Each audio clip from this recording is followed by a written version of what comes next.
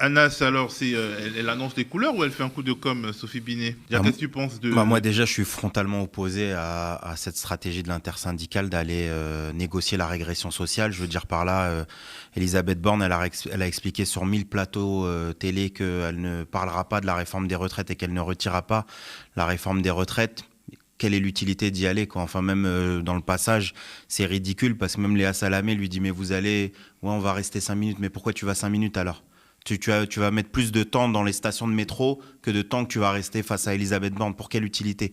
Elle ne sait pas, elle ne sait pas que c'est la rue qui décide. Elle ne sait pas que c'est c'est-à-dire Elisabeth Borne. Mais en réalité, Elisabeth Borne, c'est une sous-fifre en vrai. C'est pas elle qui décide, c'est Emmanuel Macron. Je veux dire par là, enfin, de toute façon, tout ça est ridicule.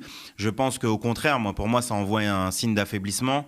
Qu'est-ce qui envoie un signe d'affaiblissement? Cette déclaration c'est de de renouer Sophie avec le dialogue Binet, social. Ça fait plus d'un mois que l'intersyndicale, elle a envoyé, depuis le moment où ils ont envoyé le courrier à Emmanuel Macron, où où Emmanuel Macron leur a répondu que c'était niet et qu'il ne les recevrait pas, ils affichent clairement un discours qui est celui de l'ouverture du dialogue social. Ils veulent discuter, ils veulent négocier.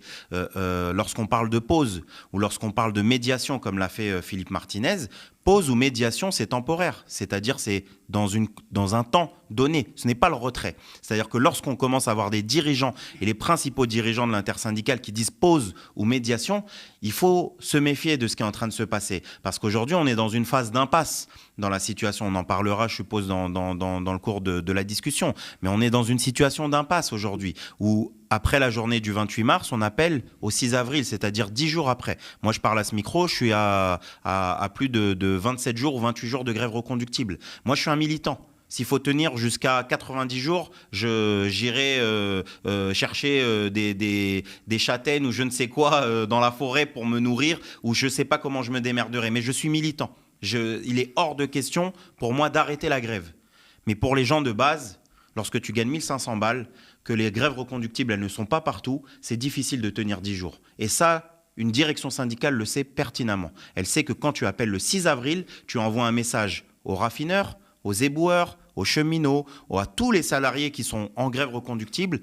Messieurs, mesdames, vous allez devoir tenir 10 jours plus tard et nous, en attendant, on va aller voir Elisabeth Borne. Et ça, c'est problématique. En gros, tu dis entre le 28 mars et le 6 avril, il y a eu trop de temps, c'est pas normal. Il y a 10 jours. Enfin, aujourd'hui, la grève, elle a cessé dans énormément de secteurs. Je veux dire par là, à la SNCF, il y a quasiment plus de grève, sinon très peu. Dans les raffineurs, chez les raffineries, ça tient dans les secteurs les plus stratégiques encore. Et par décalage, avec l'arrêt l'arrêt des installations, ça met plus de temps à redémarrer. Mais c'est ce qu'on voit aujourd'hui, qu'il y a un peu de pénurie de carburant qui commence à pointer le bout de son nez en Ile-de-France. Mais la réalité, c'est que la grève, aujourd'hui, elle a quasiment cessé dans énormément de secteurs. Et que ça, c'est problématique. Et que pour moi, mettre un empressement à aller voir Elisabeth Borne tout en essayant de rassurer les gens, c'est une chose. Mais pour moi, je voudrais que l'intersyndicale, elle aille devant la Tirue d'Ivry. Je voudrais qu'elle aille devant la raffinerie de Normandie, devant la raffinerie de Donge. C'est ça, c'est un autre signal. Il y a un signal. Soit tu envoies un signal que c'est la guerre, et qu'on va aller à la guerre, soit on voit un signal qu'il y a moyen de moyenner. Et pour moi, ça, c'est problématique. Je considère que l'unité, c'est une unité du plus petit dénominateur commun. Ce n'est pas une unité pour tenir les réformistes. Au contraire, ce sont les réformistes qui tiennent. Si tant est qu'il y avait des syndicats, des directions syndicales révolutionnaires, ce que je ne pense pas du tout. Je pense qu'il n'y a aucune direction syndicale révolutionnaire là-dedans. Mais bon, on s'entend sur une aile plus combative et une aile plus consensuelle et de dialogue social. La réalité, c'est que le dirigeant des dirigeants, c'est Laurent Berger depuis le départ. Et que l'intersyndicale, quand on prend dans le détail, dans certaines fédérations de la CGT, on va appeler à la grève reconductible. Dans certaines fédérations de solidaires, on va appeler à la grève reconductible. Par contre, pourquoi l'intersyndicale, elle n'appelle pas à la grève reconductible ? Parce qu'elle est soumise à la volonté de Berger. Il ne faut pas froisser Berger, il ne faut pas empêcher... et Berger le fait très bien. Je veux dire, dans son interview sur BFM Politique, le dimanche, il y a quelques semaines maintenant, il explique formellement que lorsqu'on lui parle de grève reconductible, il dit « Est-ce que l'intersyndicale appelle à ça ?» Et il dit, l'intersyndicale n'appelle pas à ça. Et ceux qui donnent les dates, ceux qui donnent le là depuis le départ, c'est l'intersyndicale. C'est pas Martinez tout seul, la CGT tout seul ou Solidaire tout seul, c'est l'intersyndicale. Et l'intersyndicale, elle est autour de ce que fait Berger. Autre chose, parce que c'est pas juste la question de stratégie, c'est la question des mots d'ordre. Quand vous prenez les tracts de la CGT, de Solidaire, ça parle d'inflation, allons chercher les salaires. On chante, il y a un chant qui est maintenant connu dans les manifestations, la retraite à 60 ans, on s'est battu pour la gagner, on se battra pour la garder. Bah déjà, c'est un chant faux. Moi, je le chante, mais parce que ça donne du moral, mais c'est un chant faux, parce qu'il n'y a pas de retraite à 60 ans aujourd'hui. Et dans les tracts, on revendique la retraite à 60 ans, certains la retraite à 55 ans pour les métiers pénibles, c'est très bien. Mais est-ce que l'intersyndicale revendique ça? Dans aucun tract. Et Berger l'a dit. Il a dit le seul motif sur lequel nous sommes d'accord, c'est le non à l'allongement de l'âge de départ à 64 ans. Dans une interview dans Les Échos, Berger dit même que lui, il n'en a rien à faire en réalité de l'âge de départ à la retraite, que lui, l'essentiel pour lui, c'est la durée de cotisation et qu'il ne faut pas qu'elle baisse. Je suis désolé, quand tu as commencé à travailler, et déjà quand tu travailles à 21 ans aujourd'hui, c'est sacrément jeune. Mais quand tu as un BTS ou tu as fait quelques années d'études, tu ne commences pas dans le monde du travail avant 22, 23 piges. Quand tu as 43 années de cotisation à faire pleine, c'est-à-dire qu'il ne faut pas que tu aies de chômage, il ne faut pas que tu aies de problème dans la vie, tu partiras pas avant 64 ou 65 ans. Donc pour faire rentrer les bataillons de la jeunesse, des classes populaires, des secteurs précarisés, des gens qui sont arrivés en France après être venus de Côte d'Ivoire ou du Maroc à 30 ans, qui ont commencé à travailler ici à 30 ans. Mais la réforme des retraites, ça ne leur parle pas. Par contre, ils sont dans des secteurs stratégiques, du bâtiment, de l'agroalimentaire, de l'industrie. Si tu commences à leur dire, écoutez les amis, on ne se bat pas uniquement pour le retrait, mais on se bat pour la retraite à 60 ans. Et on se bat également pour l'indexation des salaires sur l'inflation. On se bat pour l'augmentation des salaires généralisés pour toutes et tous. Mais je t'assure que tout le monde va venir dans la bataille aujourd'hui. Et ça, pourquoi on n'arrive pas à ça? C'est pas Solidaire et la CGT qui sont en désaccord. Ils sont d'accord là-dessus. Ils font des tracts fédéraux, confédéraux là-dessus. Mais qu'est-ce qui bloque? C'est que l'intersyndicale, dedans Berger, refuse de faire ça. Et le problème, c'est que pour moi, cette intersyndicale, elle tend à droite pour ces raisons. Et que je terminerai juste sur une chose. Je pense que, comme a dit Paul, Berger ne souhaitait même pas déjà rentrer, en vérité, avant même de sortir, je pense qu'il ne voulait pas rentrer, mais que Berger n'a pas le choix. Il est contraint de rester. Parce que s'il part de cette intersyndicale-là, s'il rompt la lutte, il est mort par une partie de sa base. Ça, c'est clair et net. Parce qu'aujourd'hui, Berger n'a pas la moindre concession de Macron. Le problème, ce n'est pas l'intersyndicale qui va voir Borne. C'est que le macronisme est tellement radicalisé que ce n'est pas les gouvernements des années 2000, Villepin, Chirac, Jospin, etc. où, allez, ce n'est pas très grave parce qu'il y a une certaine stabilité politique. Si on cède, on n'est pas mort. Aujourd'hui, Emmanuel Macron, s'il cède même quelque chose de minimal dans cette réforme des retraites, tout le monde sait que pendant 4 ans, il est foutu. Et que Berger, il est face à ce mur-là, non pas de l'unité syndicale, mais face au mur du macronisme qui l'empêche d'avoir cette sortie de conflit. On a parlé donc des approches différentes des CFDT, CGT ou bien Solidaire, mais est-ce que sur le terrain, les dynamiques sont favorables à un encore plutôt qu'à un stop? C'est la question que je voulais vous poser. Alors, tu représentes Sudrail, mais aussi Révolution Permanente, qui en plus d'être un parti politique est un média qui est au devant de toutes les luttes. J'aimerais qu'on en parle justement de quelles sont les dynamiques sur le terrain. Mais sur le terrain, c'est difficile. Pourquoi je suis si dur avec l'intersyndicale? Parce que je considère qu'on peut gagner. Enfin, il faut reprendre un peu le mouvement, ce qu'il est. C'est-à-dire qu'après passage au 49.3, on a eu plus de 3,5 millions de personnes. Je veux dire, une des journées les plus massives depuis des décennies. De l'histoire de France. En tout cas, depuis, pour notre histoire à nous qui avons connu quelques luttes, que ce soit 2010 ou autre, c'est des journées où on n'a jamais connu une journée après passage au Parlement, que ce soit via un 49.3 ou un vote, une mobilisation qui croît. D'accord, et qui se radicalise.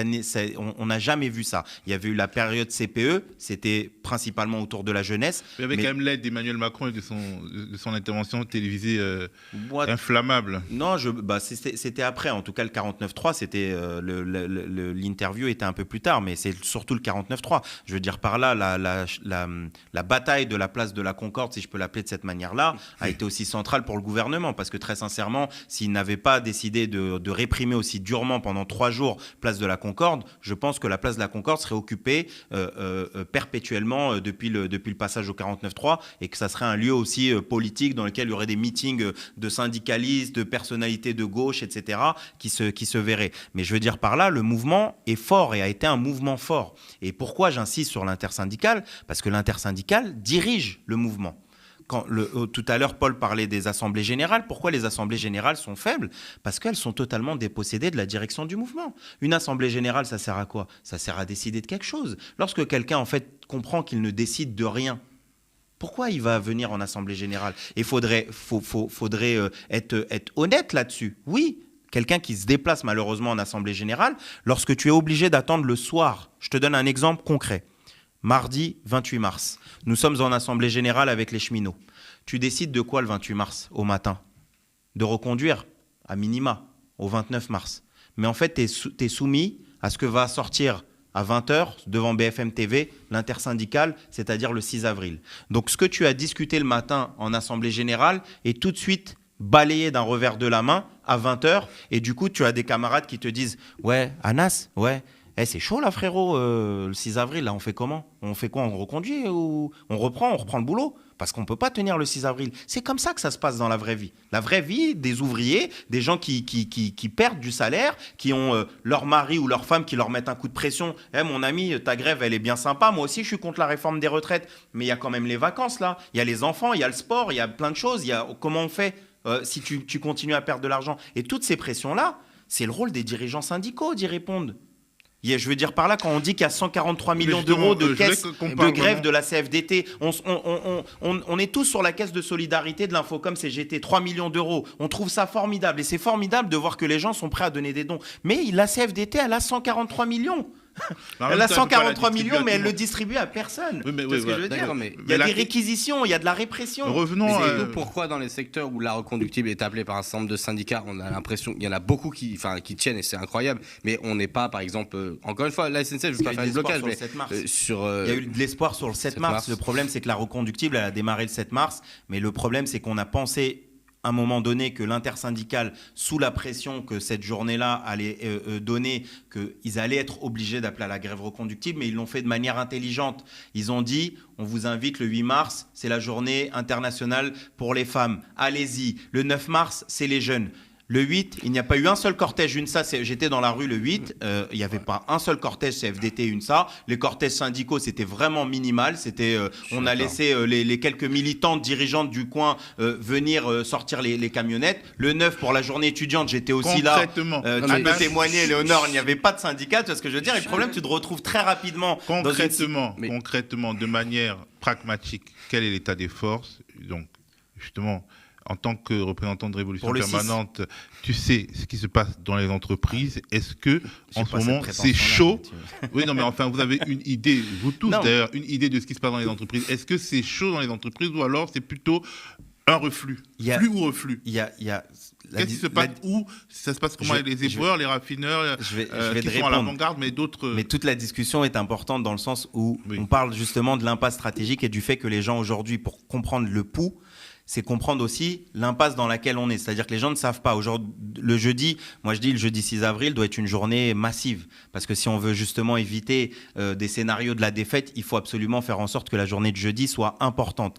Mais le problème, c'est que les gens, ils sont tenus systématiquement à un plan de bataille qui est absent. Le 6 avril, ça sera quoi la prochaine étape ? Le 15, le 18 avril, et jusqu'à quand on va aller comme ça ? Et beaucoup de travailleurs dont tu cites, les raffineurs, les secteurs qui ont besoin de tenir. Je veux dire, nous, on sait ce que veut dire la grève reconductible et on sait qu'une raffinerie, tu ne l'arrêtes pas, la pénurie d'essence, elle ne vient pas en 24 heures. L'arrêt du ferroviaire, il ne se fait pas en 24 heures, il se fait sur de la durée. Et le problème, c'est qu'on ne veut pas de grève par procuration. Mais de fait, nous sommes dans une forme de grève, on a été dans une grève par procuration, le moment où les autres secteurs ont été appelés à venir uniquement sur les temps dits forts, les temps interpro, et que le reste, c'était uniquement les secteurs qui avaient envie de se mobiliser. Donc moi, je considère qu'aujourd'hui... Ou bien les secteurs qui peuvent faire peur. Qui peuvent faire peur, mais je veux dire par là, tu as plein d'industriels, tu as plein de secteurs de l'agroalimentaire, de l'industrie, qui lorsqu'ils se mettent en grève aussi massivement, c'est important. Maintenant, aujourd'hui, ce qu'il faut qu'on fasse, c'est de massifier la journée du 6 et de voir comment on commence à essayer de dessiner un plan de bataille qui vienne par en bas et qui commence à bouger les choses. Et tant qu'on arrive sur des modalités de grève perlée et avec des discours qui sortiront, je veux dire des pauses, des médiations, ça va revenir ça. Enfin, on a eu le courrier au mois de mars, là on a l'histoire de la rencontre avec bornes. C'est toutes ces choses-là qui sont problématiques. Donc moi, je nous souhaite de gagner. Je considère que, j'ai fait aussi des sacrifices financiers et je pense qu'on peut gagner et qu'on doit gagner. Mais maintenant, il faut qu'on reprenne notre mouvement à la base et qu'on voit quelle stratégie, notamment avec la jeunesse, qui ramène aussi cette dose de radicalité, de volontarisme aussi à essayer de changer les choses. Ça amène tout ça, ça amène du moral et de la détermination. Mais sans grève, malheureusement, avec toute la détermination et de la volonté de la jeunesse et des secteurs minoritaires, on n'arrivera pas à changer les choses.